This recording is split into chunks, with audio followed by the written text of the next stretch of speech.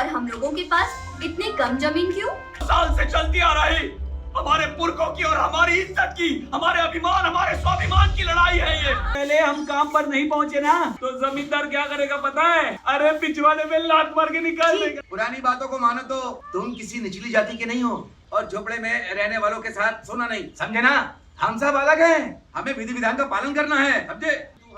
गांव वालों को जनेऊ पहनाने के पीछे पड़ा है ये कंगू।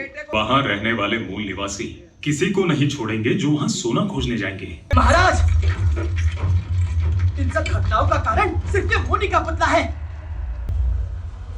इस शैतान मुनि के सर को अपने हाथों से काटकर कहीं दूर फेंक दीजिए, फिर सोना हमारा होगा।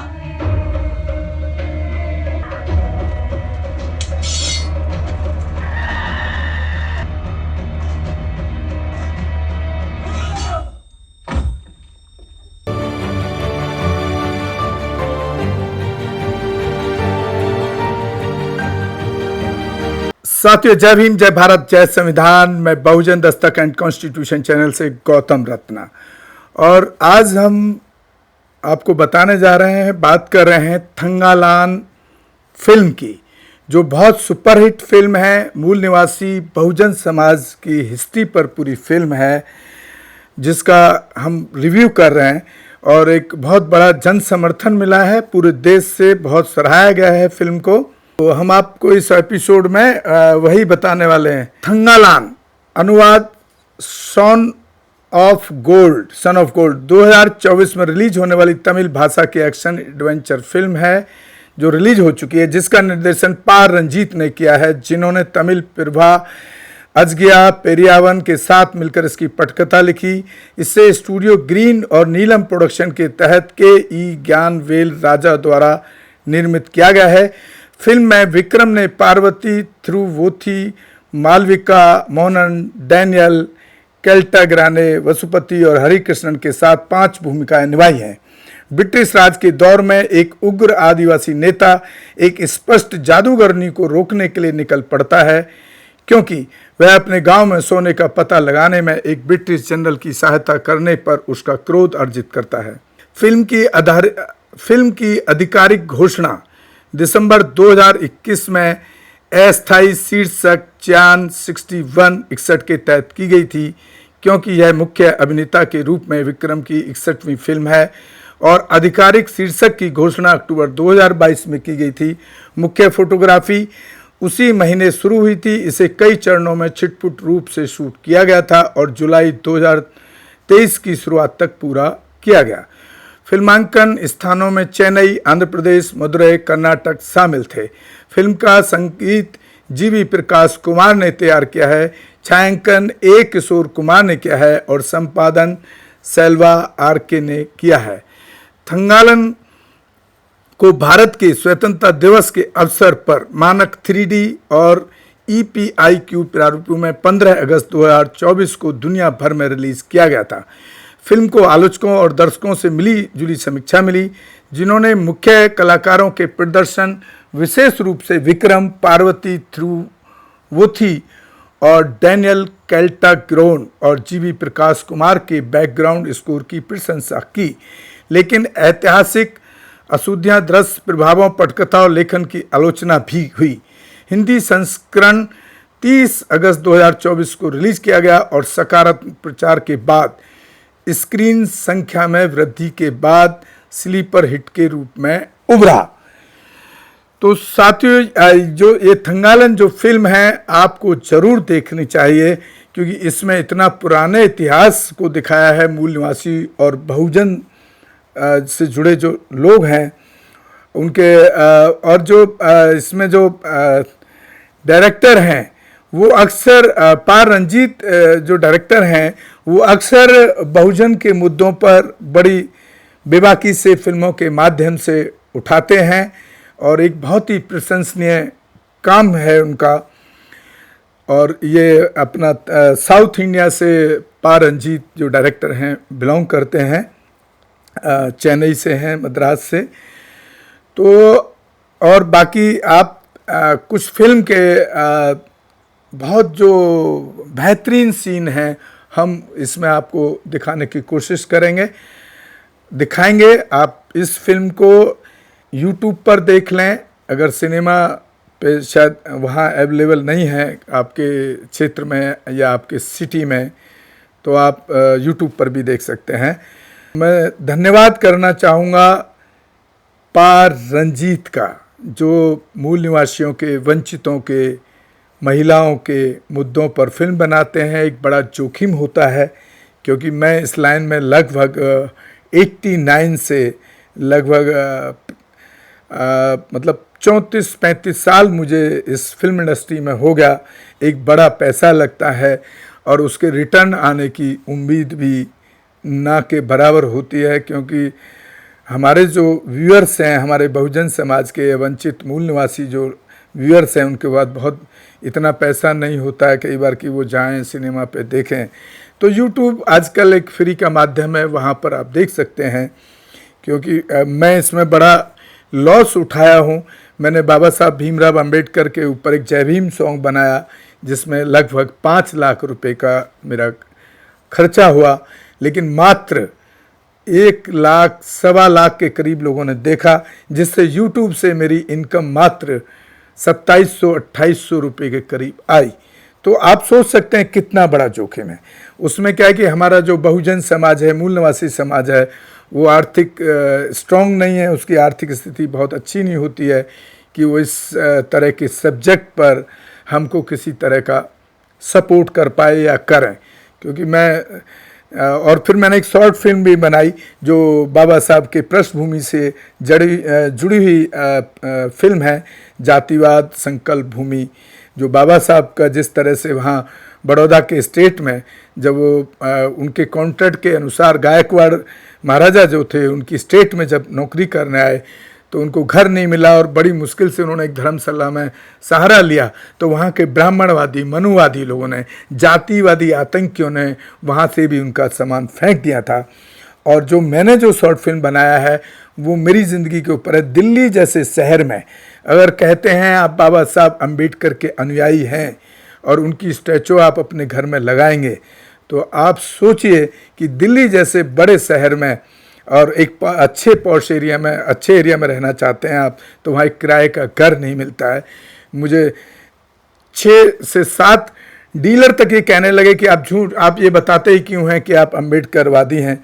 तो मैं अपने ज़मीर को नहीं बेच सकता, इसलिए मैं जब भी घर ढूंढ रहा था डीलर के थ्रू, प्रॉपर डीलर के थ्रू, तो मैं ये बात जब बताता था तो वो आनाकानी करके, कुछ बहाना मार करके, और जो ऑनर थे मुझे घर देने से इनकार करते रहे।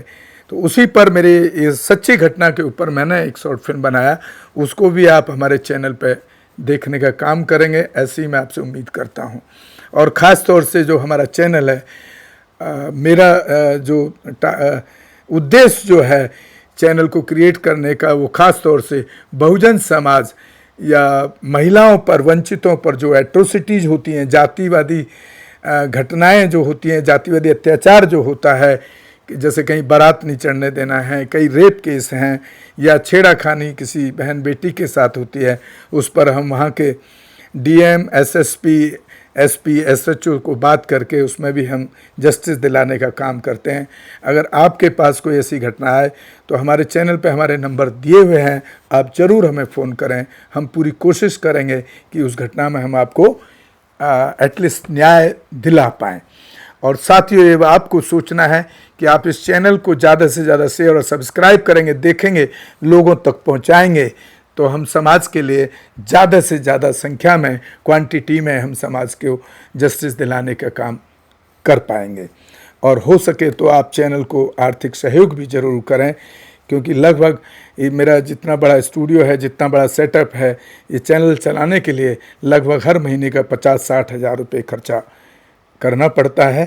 तो इसलिए आपसे उम्मीद करते हैं कि आप चाहे छोटा करें या बड़े रूप में करें, किसी न किसी रूप में आप आर्थिक सहयोग भी हमारे चैनल को करते रहें। तो साथियों, मैं बात कर रहा हूं अभी थंगलान फिल्म की, जो जिसके डायरेक्टर हैं पार रंजीत, साउथ से, मद्रास से हैं, और बहुजन मूल निवासी वंचित बहुजन महापुरुषों पर वो इतना बेहतरीन तरीके से फिल्में बनाते हैं कि पूरा इतिहास आपको उनकी फिल्मों में देखने को मिलेगा। इससे पहले भी वो इस तरह की कई फिल्में प्रोड्यूस डायरेक्ट कर चुके हैं। तो मैं अभी बात कर रहा हूँ फिल्म थंगलान की, जिसका मैं आपको अभी पूरा थंगलान किस तरह से पूरी फिल्म को शूट किया गया वो आपको मैं बता चुका हूँ। और अब मैं आपको बता रहा हूँ कि फिल्म की स्टोरी है क्या। तो साथियों शुरू कर रहे हैं। 1850 ईस्वी में उत्तरी अर्काट के वैपुर गांव में 1850 ईस्वी में उत्तरी अर्काट के वैपुर गांव में थंगलन अपनी पत्नी गंगम्मा और अपने बच्चों के साथ रहते हैं। गांव के मुखिया और एक जमींदार के रूप में उनका बहुत सम्मान किया जाता है, जबकि उनके ज़्यादातर साथी ग्रामीण जमींदार की जमीन पर बंधुआ मजदूर हैं। थंगलन अक्सर अपने बच्चों को सोते समय कहानियां सुनाते हैं और एक रात वे नागर जनजाति की एक महिला आरती के बारे में एक डरावनी कहानी सुनाते हैं, जिसके बारे में माना जाता है कि वह एक जादूगरनी थी और घने जंगलों में जमीन की रक्षक थी। थंगलन के परदादा कादियान पोन्नार नदी के रेत से सोना निकालने में कुशल जनजाति से थे। जब एक राजा उस क्षेत्र से गुजरते हुए पहाड़ की सोने की नसों को खोज करता है तो वह सोना वापस पाने के लिए काद्यान की विशेषता की तलाश करता है। हालांकि आरती ने क्षेत्र की सुरक्षा के लिए सांपों सहित बाधाएं खड़ी कर दी थी। काद्यान ने शुरू में राजा की मदद करने से इनकार कर दिया, लेकिन उसे वादा किया गया कि उसके पूर्वजों ने राजा के पूर्वजों के हाथों जो जमीन खो दी थी उसे ब्राह्मणों को उपहार में दे दिया गया था। काद्यान आखिर मान गया, लेकिन राजा ने पाया कि बरामद सोने की चट्टानें नकली थीं और इसका श्रेय आरती के जादू को दिया। क्रोधित होकर राजा ने एक ब्राह्मण पुजारी के कहने पर बुद्ध की मूर्ति का सर काट दिया, जिसने बुद्ध को एक जादूगर बताया। आरती और कादियान के आदमियों के बीच भयंकर युद्ध हुआ, जिसके परिणाम स्वरूप काद्यान ने आरती का पेट चीर दिया, जिससे खून की एक धार बह निकली जो जमीन पर बह गई और रेत सोने में बदल गई, रेत को सोने में बदल गई। गंगम्मा थंगलन की कहानी सुनाने में बाधा डालती है क्योंकि उनके बच्चे पहले ही सो चुके हैं। थंगलन की जमीन पर कब्जा करने की कोशिश में जमींदार के आदमियों ने खेत की उपज में आग लगा दी, जिससे थंगलन करों का भुगतान करने में असमर्थ हो गया। परिणाम स्वरूप उसकी जमीन जमींदार को हस्तांतरित कर दी जाती है और थंगलन और उसके परिवार को ऋण बंधन में बंधना पड़ता है। इस बीच ब्रिटिश अधिकारी लॉर्ड क्लेमेंट सोने की तलाश में जयपुर पहुंचता है और उसे पता चलता है कि गांव वालों के पास सोने का पता लगाने के लिए पुश्तैनी विशेषज्ञता है। गांव वाले आरती से डरते हैं, लेकिन थंगलन, उसका बेटा अशोकन, साथ ही गांव वाले वर्धन और रामानुज के एक भक्त गेंगू पत्थर और कुछ अन्य लोग उत्तर पश्चिम की यात्रा पर निकल पड़ते हैं। थंगलन को आरती की उपस्थिति का भ्रम होने लगता है, जो उसे जंगल से दूर रहने की चेतावनी देती है, लेकिन वह नदी, काले पत्थर, रेत के तूफान और सांपों जैसी चुनौतियों को पार करते हुए आगे बढ़ता है। बिजली गिरने से बनी खाई में पहुंचने पर अशोकन को सिर कटी हुई बुद्ध की मूर्ति मिलती है और आरती उसे पानी के नीचे से डराती है। निडर होकर वे मूर्ति के बचे हुए अवशेषों को खोजने के लिए आगे बढ़ते हैं, जिसके नीचे सोने के निशान हैं। हालांकि सोने की निकासी के दौरान क्लेमेंट के बेटे पर बिजली गिरती है। क्लेमेंट किसी भी कीमत पर सोने के अयस्क को खोजने की कसम खाता है। थंगलन को साइट पर ले जाने और अपने बेटे के कपड़े उपहार में देने के लिए धन्यवाद देता है। क्लेमेंट दैनिक मजदूरी भी प्रदान करता है, जबकि थंगलन बेहतर वेतन और सम्मान का दावा करते हुए गांव लौटता है। वह गांव की महिलाओं को ब्लाउज उपहार में देता है, उन्हें सोने के खनन प्रयास में शामिल होने के लिए लुभाता है। महिलाओं सहित पूरा गांव बंजर जंगल की ओर निकल पड़ता है, केवल अपने साथी ग्रामीणों से मिलने के लिए जो ब्रिटिश और भारतीय बिचौलियों द्वारा शोषण किए जाने के लिए विलाप करते हैं, जिन्होंने उन्हें जरूरतों से वंचित कर दिया था, क्योंकि उन्हें अब तक केवल कुछ लोहे और चांदी के अयस्क ही मिले थे। अशोकन के आरती से ग्रसित होने और समूह को खनन कार्य छोड़ने और अपने गांव वापस लौटने की चेतावनी देने के बावजूद थंगलन उसी स्थान पर सोने की खोज में दृढ़ रहता है। हालांकि थंगलन को अपना सपना याद आता है और उसे अपने सपने में दिखाई गई चट्टान से मेल खाती एक छोटी चट्टान मिलती है, जो पास में ही जमा हुए पत्थरों को खोदने पर जोर देती है। तो साथियों, इतना पुराना इतिहास को खोजकर पा रंजीत ने जो फिल्म बनाने का काम किया है, बहुत ही तारीफ है।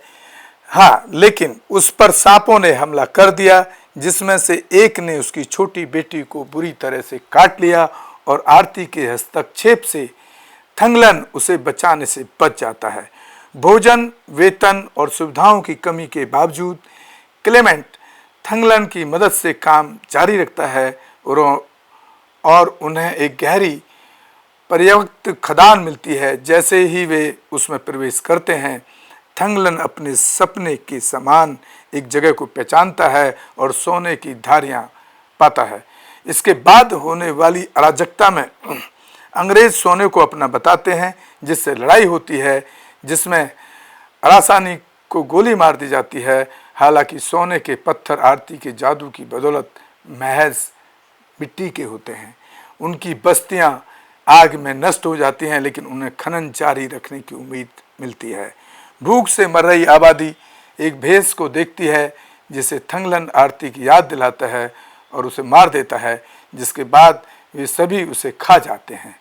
बाद में वह समूह को एक गहराई से खुदाई करने के लिए प्रेरित करता है, जहां आरती अपने वर्तमान जन्म में अपने आदमियों के साथ दिखाई देती है और उन पर बेरहमी से हमला करती है।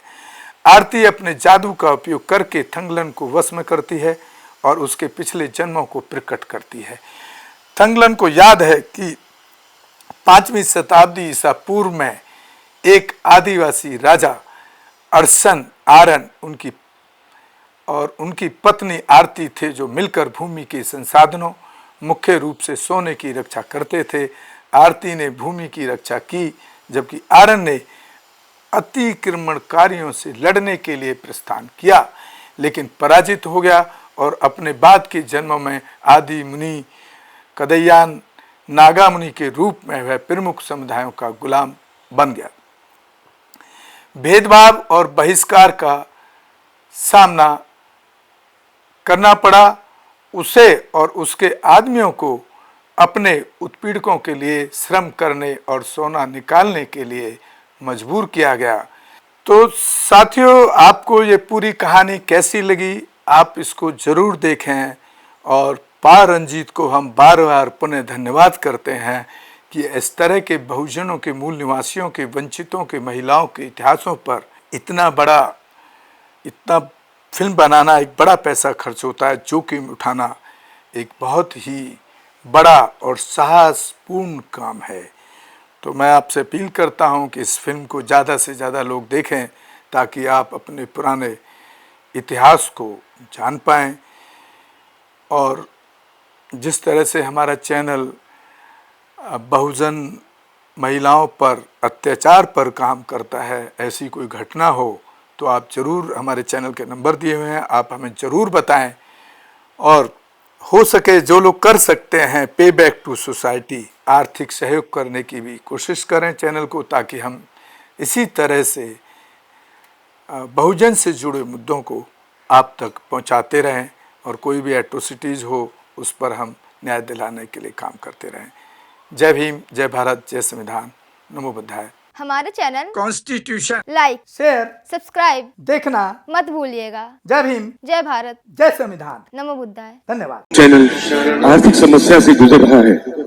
अगर आप बहुजन समाज में बाबा साहेब अम्बेडकर और तथागत बुद्ध की विचारधारा को अधिक से अधिक लोगों तक पहुंचाना चाहते हैं तो हमें आर्थिक सहयोग प्रदान करें, ताकि हम अपने चैनल के माध्यम से देश विदेश में समता, बंधुता, एकता और संवैधानिक अधिकारों को ज्यादा से ज्यादा लोगों तक पहुंचा सकें।